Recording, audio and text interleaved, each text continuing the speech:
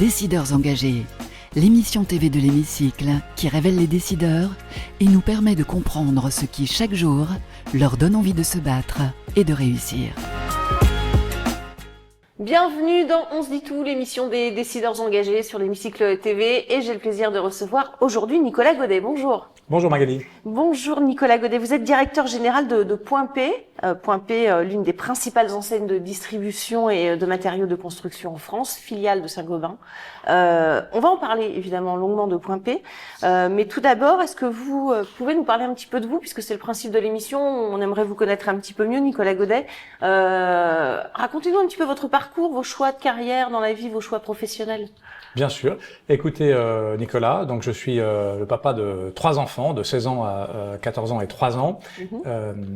Mon parcours est assez simple. J'ai fait une école de commerce et je suis ensuite allé travailler dans la finance sur le secteur des matériaux de construction. Donc finalement, depuis mon premier métier, je travaille dans les matériaux de construction. J'ai travaillé 10 ans et puis au bout de 10 ans, ma fille est née. Et ça a été un moment de bascule. Ouais. J'ai décidé de passer du statut d'arbitre, d'analyste financier, au statut de joueur, de venir sur le terrain, d'être un opérationnel. Et c'est ça qui m'a fait candidater. C'était quoi le moment de bascule? C'était vous vouliez changer, voilà, c'était le moment de vous remettre en question, ou littéralement, la semaine où ma fille est née, une quête de sens. Et cette quête de sens, je l'ai trouvée chez Saint-Gobain. Saint-Gobain est un groupe qui était dirigé par Pierre-André de Chalandard. Le directeur financier était un certain Benoît Bazin, qui est devenu aujourd'hui le PDG du groupe. Et Pierre-André et Benoît disaient 2 choses sur Saint-Gobain. La première chose qu'ils mettaient en avant, c'est que Saint-Gobain est un groupe qui avait un sens, qui avait une contribution au monde, bien avant les raisons d'être qui ont été données par nombre d'entreprises. Cette contribution au monde, c'est quelque chose qui était différenciant et qui me touchait beaucoup, moi, jeune papa, pouvoir expliquer à mes enfants. Laisser un monde meilleur à vos enfants. Exactement. Et puis, le deuxième élément très fort que mettaient en avant Pierre-André et Benoît, c'était la notion de groupe décentralisé. Et avec le groupe décentralisé, il y avait l'autonomie.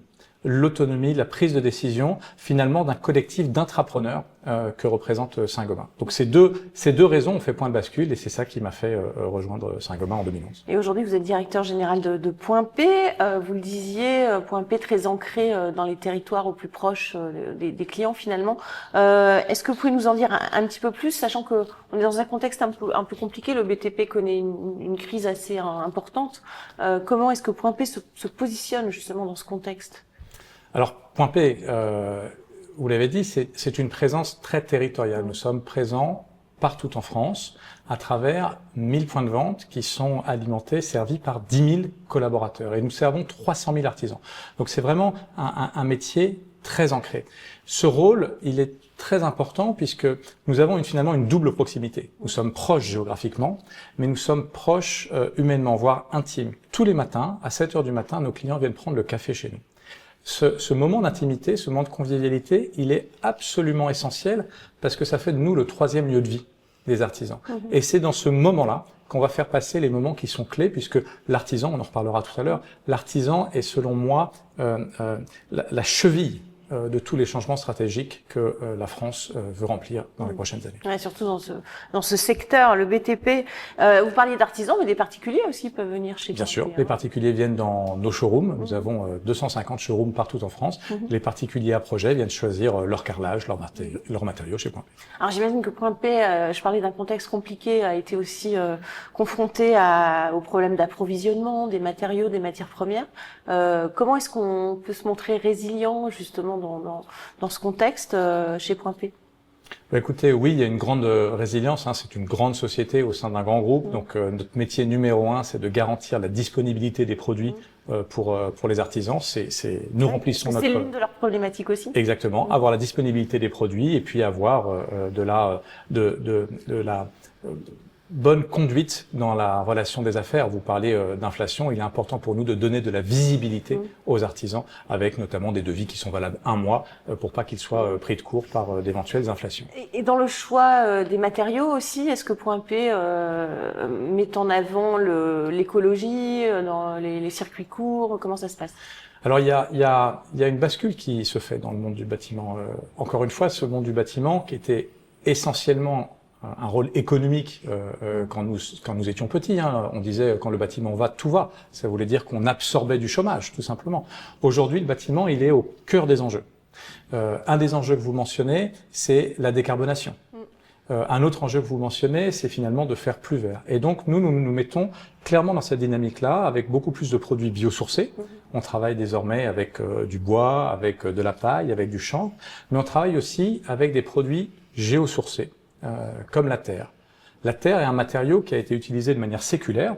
Aujourd'hui, on réinvente la terre avec Point P. On garde les qualités séculaires, mais on y ajoute l'industrialisation. On fait comme des petits parpaings de terre, ça s'appelle terre-liant, et ça a deux caractéristiques. La première, c'est que ça évite de mourir de chaud l'été. La terre apporte énormément d'inertie. C'est pour ça qu'au Maroc, on construisait en terre. Retour aux savoirs ancestraux. Hein. Exactement. Oui. Et puis, la terre a une autre caractéristique, c'est qu'elle absorbe l'humidité. Et donc, chez vous, l'hiver, vous seriez aussi bien avec de la terre à 17 degrés qu'avec une maison humide chauffée à 21 degrés. L'autre enjeu majeur, évidemment, c'est l'humain. Dans un secteur en tension, je le dis, comment est-ce qu'on attire des talents ? Comment attirer les talents ? Je crois qu'on attire des talents en donnant du sens. Je reviens sur la raison, la caractéristique de Saint-Gobain hyper décentralisé. C'est ça que nous pouvons proposer aux personnes que nous recrutons. Vous allez avoir chez Point P une autonomie et vous allez avoir accès à un ascenseur professionnel. On rentre chez Point P comme magasinier cariste, par exemple, et on peut progresser. On devient technico-commercial, on passe sur la route, on devient chef d'agence. Et aujourd'hui, j'ai 3 exemples très riches. Nous avons 3 filiales qui font chacune plusieurs centaines de millions d'euros. 2 sont dirigées par d'anciens magasiniers caristes et une par un ancien commercial. Et donc, ça montre le fait que le plafond de verre a explosé chez Point P il y a de nombreuses années. Ce ne sont plus seulement des points de vente, ce sont aussi des points de conseil pour les artisans. Tout à fait. On a vraiment 2 métiers. On a un métier de distributeur. Dans ce métier de distributeur, les clients viennent, achètent ce qu'il y a en stock et repartent. Ça, c'est la moitié de notre activité. L'autre moitié de notre activité, c'est de conseiller un client sur un produit dont il n'est pas tout à fait conscient lui-même. On va identifier son problème, ensuite identifier la solution, et ensuite le trouver pour lui chez un industriel, et c'est ce qu'on appelle faire notre métier de négoce. L'autre défi de taille, forcément, la digitalisation, l'intelligence artificielle. Comment est-ce que Point P intègre ces problématiques ? La digitalisation est un moyen intéressant pour nous d'enlever les irritants du métier, les tâches les plus répétitives. On a digitalisé évidemment nos forces de vente il y a très longtemps, mais on a aussi digitalisé la population de magasiniers caristes qui leur permettent de savoir en live ce que le client vient de commander et ça permet au magasinier dans le hangar d'orienter sa tâche directement et ça va permettre de fluidifier sa relation avec le client qui n'attendra plus. On travaille beaucoup sur l'intelligence artificielle aussi. On a sorti il y a quelques semaines un outil qui nous permet de deviser, c'est-à-dire de transformer une demande longue et imprécise d'un client en une liste de produits avec leur prix. Et donc, ça nous permet de gagner du temps. Et cela très rapidement, forcément. Et ce gain de temps permet à nos équipes de consacrer plus de focus à la fois aux soins du collaborateur et aux soins du client. Et donc, dans cette intelligence artificielle qui, je crois, effraie un peu à droite à gauche, nous, on y voit une opportunité, en fait, pour passer plus de temps sur ce qui est important, c'est-à-dire la relation. Forcément. On va passer aux questions de nos partenaires. VL Media, pour commencer. VL Media qui est le média d'information de référence des jeunes, et c'est juste après le jingle.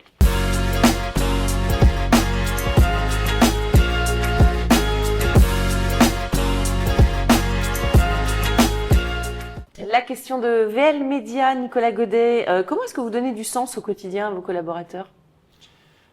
Alors, je crois que le premier élément, c'est cet aspect décentralisé dont je parlais. Nos collaborateurs sont dans un des 1000 points de vente et ils sont en autonomie. On va, par exemple, confier la responsabilité de fixer le prix d'achat et le prix de vente à nos collaborateurs, qu'ils soient à Saint-Omer, Aubervilliers ou Saillagous. Donc, il y a vraiment une autonomie qui donne du sens. On n'est pas dans un mode. Oui, c'est pas une franchise où tout est harmonisé au niveau du territoire. Donc il y a beaucoup de sens par la responsabilité. Et puis il y a une autre démarche qui est importante pour nous, qui est la vision partagée. Tous les 10 ans, chez Point P, nous construisons une vision partagée à 10 000. Les 10 000 collaborateurs écrivent ce qui a marché sur les 10 dernières années et ce qui n'a pas marché, qui devrait être corrigé, et puis ce qu'on devrait faire sur les 10 prochaines années. Par exemple, l'IA n'est pas quelque chose qui vient d'en haut, l'IA est quelque chose qui est demandé par nos équipes pour régler les irritants. Et cette vision partagée, par cercle concentrique, elle nous amène à écrire notre raison d'être, comment nous voulons travailler, et puis nous nous donnons 16 défis. Ce qui permet à tout un chacun d'avoir de l'autonomie dans un cadre qui a été co-construit. Oui, complètement. Question de Solon, à présent, l'agence qui accompagne les entreprises dans leur stratégie de visibilité sur LinkedIn, et c'est juste après le jingle.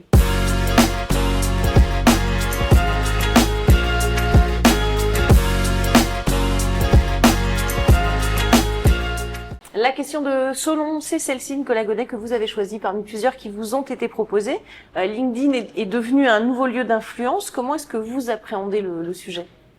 Oui, alors LinkedIn est évidemment incontournable, à la fois comme source d'information, mais aussi comme une source de parole. J'essaye d'y aller avec parcimonie, je poste pas plus d'une fois tous les 15 jours ou tous les mois. Et ce qui est très frappant, c'est la visibilité qu'a ce média. L'autre jour, je voyais un post qui a 45 000 vues, c'est-à-dire une manière pour nous d'informer largement et beaucoup d'engagement. Et ce qui est frappant, c'est que l'engagement, donc les likes, si je regarde un post où il y avait 1500 likes, je pense que les 2/3 sont faits par des collaborateurs. Donc, cela me fait dire que LinkedIn, pour moi, est un outil de communication à la fois interne et externe. Et cela force à avoir un alignement total. Il n'y a plus d'un côté ce qu'on dit en interne et ce qu'on dit en externe, mais il y a une communication globale qui passe pour l'interne via un réseau externe, et ça nous permet d'être vrai en fait, d'être dans le vrai et authentique. Absolument. Question de l'hémicycle à présent. C'est vous qui allez peut-être interpeller, questionner les dirigeants de France. C'est juste après le jingle.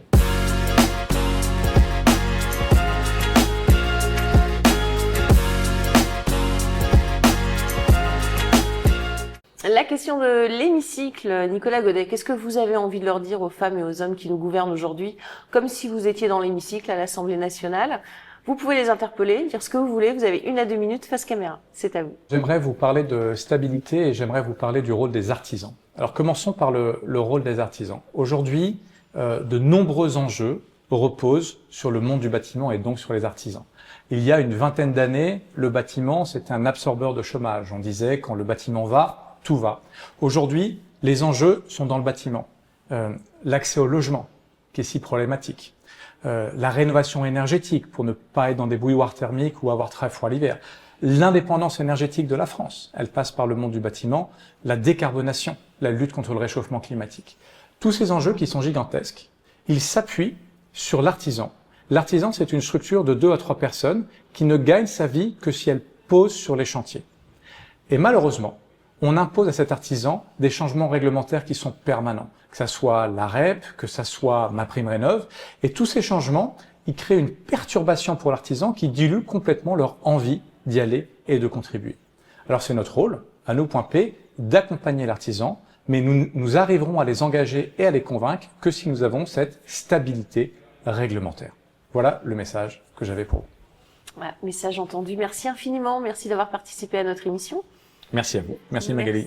Merci à vous pour votre fidélité et on se retrouve très très vite pour un prochain numéro de On se dit tout.